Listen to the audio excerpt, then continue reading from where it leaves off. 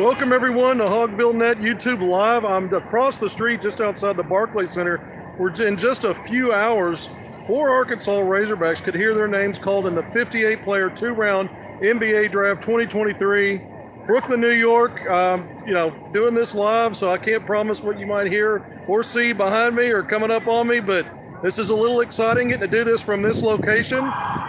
So today we're going to go through some of the draft stuff we're hearing, talk about some of the possibilities for the 4 Hogs. You know who they are, but we're going to give, we're going all out with coverage today. And then also we're going to talk a little bit about Arkansas recruiting. There's been a lot going on. A lot of times by this time of year, you've pretty much sewn up your roster for the upcoming season, especially when players have already moved on campus and started already practices. Not so for the Arkansas Razorbacks. With one open scholarship coming into the last few weeks, there's multiple things going on, so there's moving parts, more than one, and we're going to talk a little bit about some of that. So again, welcome to HogvilleNET YouTube Live. Please go to hogville.net for all of our written content. Doing a lot from New York and Manhattan, today in Brooklyn. Yesterday was Manhattan, did interviews with Anthony Black, Eric Musman, Nick Smith Jr. All 3 remain in New York. Black and Smith have green room passes among 24 players that were granted those projected first-round picks, and Eric Musman will be making his first appearance with all his NBA experience as a head coach and assistant in the green room at a draft. And so he'll be in the green room as well. I'll be inside the Barclays Center as well. It starts at 8 o'clock Eastern Time, 7 o'clock Central Time. The draft will be televised live on ESPN as well as ABC television.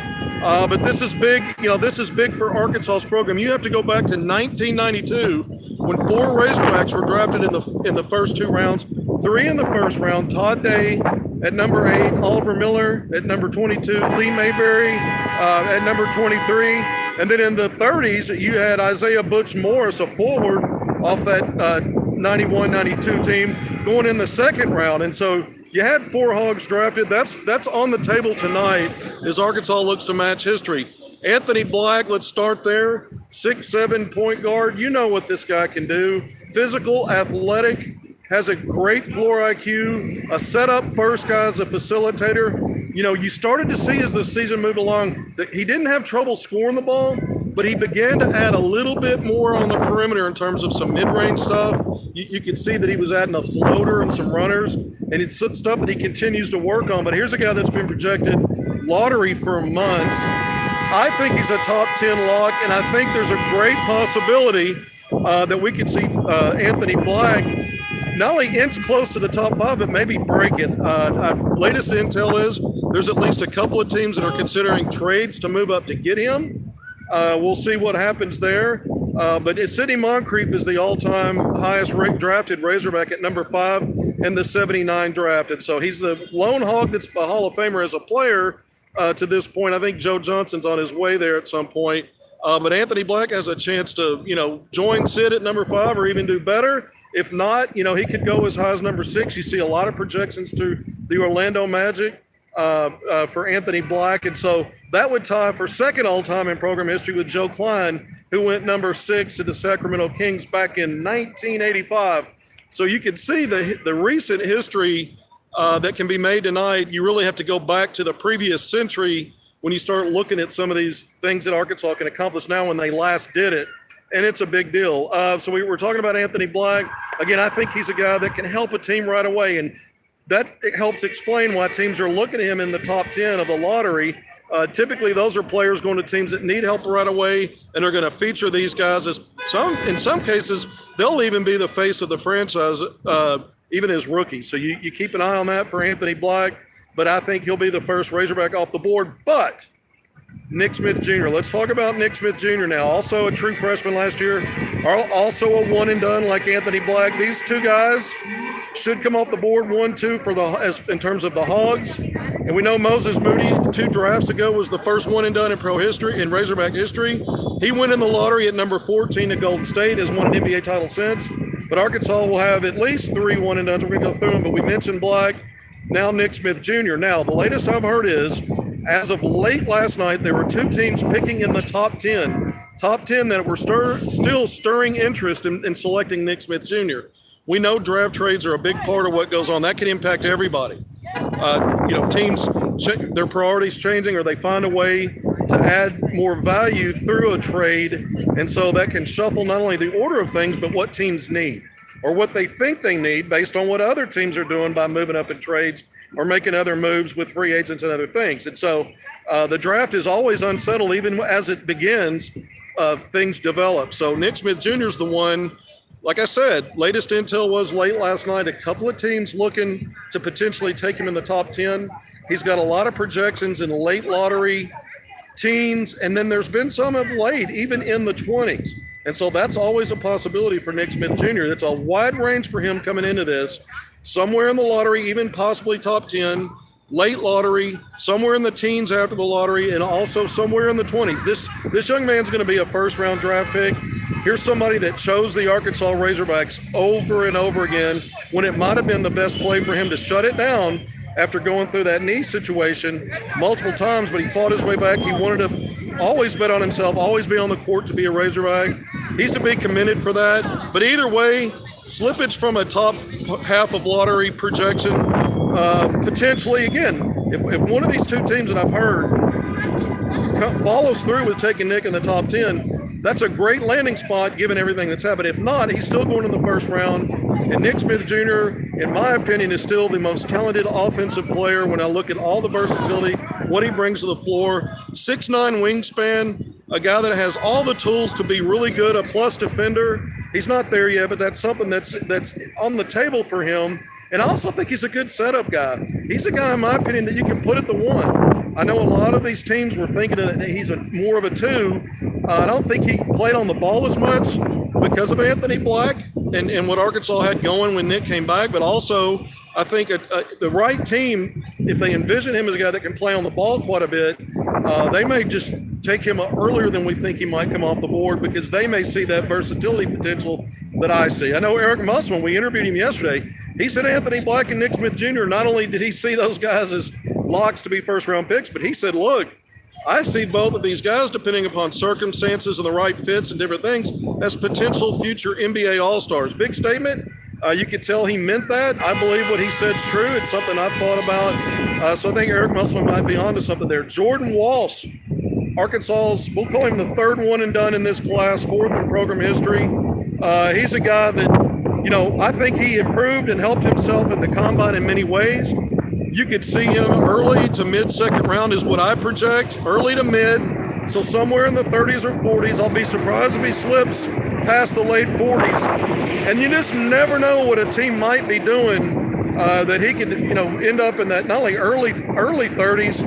I'll be surprised, honestly, if he finds a way to jump into the late first round. I'll be a bit surprised by that. You just never know what it takes with just one team to fall in love with you and what their plans are and what they see in you. But I think it's safe to say Jordan Walsh is going to come off the board, likely late 30s, early to mid, early 40s. And if it's late 40s, I think he can still work himself into guaranteed money with a guaranteed contract. And so, I think those three guys are safe. Ricky Council IV had a lot of second-round projections. I don't think the combine necessarily helped him a whole lot, but when you go back and watch the tape at Arkansas, you see the areas where his physical tool, his gifts, elite athleticism in many ways, strong frame, 6'6", where teams can project him as someone that they can help teach him to buy in on the defensive end consistently, hit the glass consistently. He's got all the tools to check those boxes. He didn't do that consistently at Arkansas, but what he did do was show a fearlessness, getting downhill, attacking the basket, and when he gets to the free throw line, he's money. He's a volume guy, as Muss would call him, a volume FTA guy. So I think there are positives here to help Ricky Council IV get drafted. I'm going to go ahead and say, because in many ways, I see the value there. I hope these teams do, but I think he's worthy of a second-round draft pick somewhere, even if it's late. So I could see him going anywhere, mid, late 40s through the 58th and final pick. This year there's only 58 picks. 2 were forfeited. Normally there'd be 60. 30 NBA teams, 30 picks first round, 30 picks second round. This year, total of 58. And so Ricky Council IV could be the 4th Hog again. If that happens and he comes off the draft board tonight, that means Arkansas has matched what that 1992 team did. What was that, 8 plus 23, 31 years ago? and so that would match program history. Again, if Anthony Black and Nick Smith Jr. go in the first round as expected, those two guys obviously will be the first two first-round draft picks in the same draft since that 92 draft we just talked about. Nick Smith Jr., being a native Arkansan, has a chance, obviously, to be the first-round draft pick in 8 years since Bobby Portis went off the board, or excuse me, if he stays in the first round, the first since Moses Moody 2 years ago, who went at number 14, and then just the third since Bobby Portis back in 2015, who was also a first-round draft pick. Daniel Gafford and Jalen Williams and Isaiah Joe, the three of those guys were second-round draft picks. And just looking at the recent history, Eric Musman's had draft picks that he's coached in the last 4 drafts. That goes back his last year at Nevada with one of the Martin twins. I believe it was Cody, or was it Caleb? But one of the Martin twins was drafted. And then the last 3 years, when you looked at, we talked about it, Isaiah Joe, Moses Moody, Jalen Williams. So tonight, Eric Musman can double that on his resume with 4 in the same draft. We'll see how that goes. Obviously, Arkansas's had, when you go back to Daniel Gafford before Muss, they've also, the program's had 4 in a row, and it can match that tonight if 4 come off the board. There's just a lot of historical stuff there. It's very interesting. That's why I'm here. This is to me, and Musman talked about in our interview yesterday, this is a big program builder for Arkansas. Arkansas's name's going to flash across the national television audience multiple times tonight, probably more so than any other school or college that's got players in this draft. That should happen. And Arkansas is also competing for that with G League Ignite. So and of course there'll be teams picking. It's not always what you think. Not every team is picking for players they plan on using next year. Some of them are guys they'll draft and stash. Some of the foreign guys, they'll have guys they're picking in the second round that they plan on putting on 2-way contracts. It just depends on how much money they have, what their free agent situation looks like, what they're worried about losing in free agency after the draft, and what their needs are. So there's a lot of factors that go into the NBA draft that aren't just about where a player gets picked and how they're going to, that they all plan on using players right away to make the 15-man roster. It doesn't quite always work that way. But I think Arkansas, again, great shape tonight with all 4. I think at least 3 are coming off the board, probably all 4. That's what I'm looking for. And so, just to kind of put a cap on it, we talked about the interviews with Musman. I got to interview, I mentioned before, Anthony Black and Nick Smith Jr. on Wednesday in Manhattan. Both of those guys are excited. Both of those guys are positive. Both of those guys have so much confidence, but they're also respectful of this process, and they're not arrogant about it. And I just really think 2 teams that get these guys in the first round are getting players that are going to be able to help next year. I think both of those guys, I don't know what the intentions are going to be for the team that actually select them, but I think both of those guys are good enough, regardless of what the plans are going in, that both guys will carve out meaningful roles as rookies. I believe that. As long as they stay healthy, I believe that's the trajectory for both when we start talking about this in a few months. In fact, next month in Summer League, we're going to get a glimpse of all these guys in the NBA Summer League in Las Vegas. So that's just getting started now for their pro careers. It helps Arkansas's recruiting. It helps the brand that goes across the board, not just the basketball program. This is a big deal tonight. This is huge for Razorback sports. This will be a marker in program history for success, developing basketball players and sending them to the next level, to the highest level in basketball, the NBA. And again, it's great to be here reporting from the Barclays Center in Brooklyn.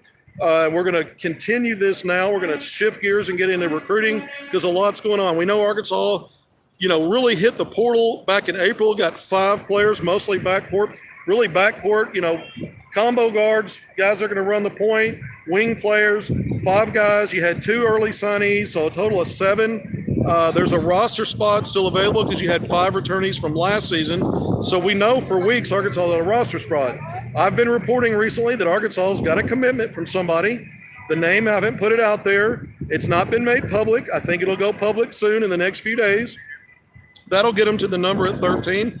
They've also been recruiting Chandler Lawson, who took a visit to Arkansas just a couple of days ago, early in the week before Eric Musman arrived in Manhattan on Wednesday. He was in Fayetteville on Tuesday hosting Chandler Lawson, the 6'8" combo forward, Memphis native, spent the last 2 years with the Memphis Tigers, his first 2 years of college with the Oregon Ducks in the Pac-12. And this is a guy that's a grad transfer, so he'll have immediate eligibility, very versatile. He's got a 7'5" plus wingspan on that 6'8" height. So a lot of length that he could cover a lot of area, and he's quick enough to be versatile defensively. And he's a guy that didn't put up huge numbers, but I think he could help at Memphis. But I think he could really help Arkansas in a role because of that versatility. We know Musselman likes those kind of players. So the question becomes, if there's a guy committed that's not public yet, and there was one open scholarship, and you're recruiting Chandler Lawson, that would be over. Well, just to quickly, address that, there are a couple of ways this could go with eligibility, things that are still being ironed out and unresolved. So we're not going to say anything more than that. We're not going to give any more details on that other than, the name Khalif Battle has come up in recent days as a rumor as being one of those. I don't believe that's true. In fact, I'm told it's not. So for people worried about that direction of things, it's not that. So we'll see how things shake out. But I think there could be a possibility, just throwing this out here now because I'm not sure how it's exactly going to land. I think there's a possibility that all the names that you're familiar with will be on campus and part of this team next year, and the numbers will be explained at that time and how that was worked out. So we'll see how it goes. I'm not saying that's how it's going to exactly land, and I haven't said some names here and who would be affected by that and how, but there could be a way that this lands where Arkansas adds two more. And every name you've heard to this point is part of the team in some form or fashion and on campus for the season. And so that's interesting. I'm not saying everybody would play during the season, but there's a way that everybody's there. So we'll see if it shakes out that way. It may not. But that's the latest in recruiting. Lawson, I was in contact with his uncle. That's my source. His uncle, Lawson's dad, Keelan Lawson Sr., it was a high school teammate of Arkansas great Todd Day back in the day in Memphis Hamilton High School. And so Keelan is very familiar with Arkansas's program because he's got several sons who have played at the high major level that the Razorbacks recruited before Eric Musselman and since Musselman's been there, including Chandler Lawson back in 2019 before he chose Oregon. So there's a lot of familiarity there. Chandler was on his visit with his dad, Keelan, and his uncle, Chuck, told me that they were having a great time. They were loving every minute of that visit.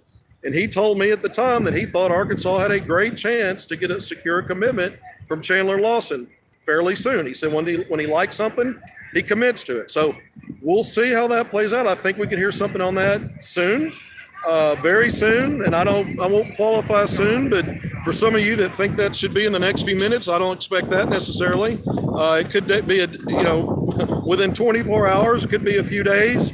We've seen how things play out and get drag out. So if it's a little longer than that, forgive me. But I do think it'll be relatively soon that we can hear something, and I think Arkansas is probably in great shape there. So that's really our recruiting update right now, aside from the fact that, several offers went out to in-state and some other players that are highly regarded in the 2025 and 2026 classes within the last few weeks.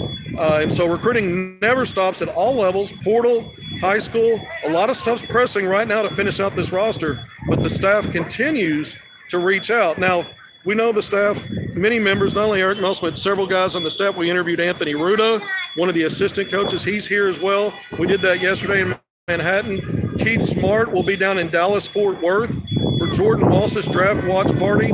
So we're kind of wrapping things up here just to say that even though Arkansas's coaches are on the road doing different things, they can walk and chew gum, but it's more like a juggling act. They're doing more than just walking and chewing gum. They've got to deal with recruiting at all different levels, stuff going on administration-wise, behind the scenes, supporting the pro Hogs, which they're doing a great job with this draft and being here. A lot of things going on in Arkansas Razorback basketball, and it's one of the reasons why we're here this week reporting live, doing as much as we can, getting as much content as we can at HogvilleNET YouTube Live to give the Razorbacks the proper coverage not only for the draft, but keeping an eye on recruiting and other developments as they happen. We know that there's practices that have been going on for weeks now. We've done a lot of reporting on that.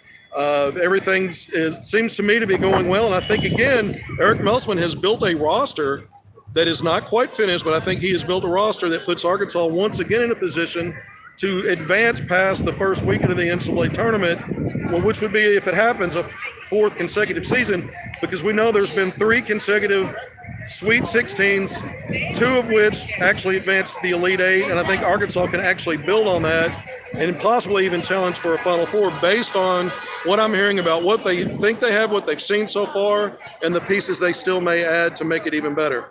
All right, we're going to sign off. We've been on here for 20 minutes. Usually I ramble on for 45 or so minutes, but I've got other things to do. I'm going to wrap it up. We appreciate you joining me live on HogvilleNET YouTube Live for the latest in Arkansas Razorbacks basketball, and we'll catch up with you soon.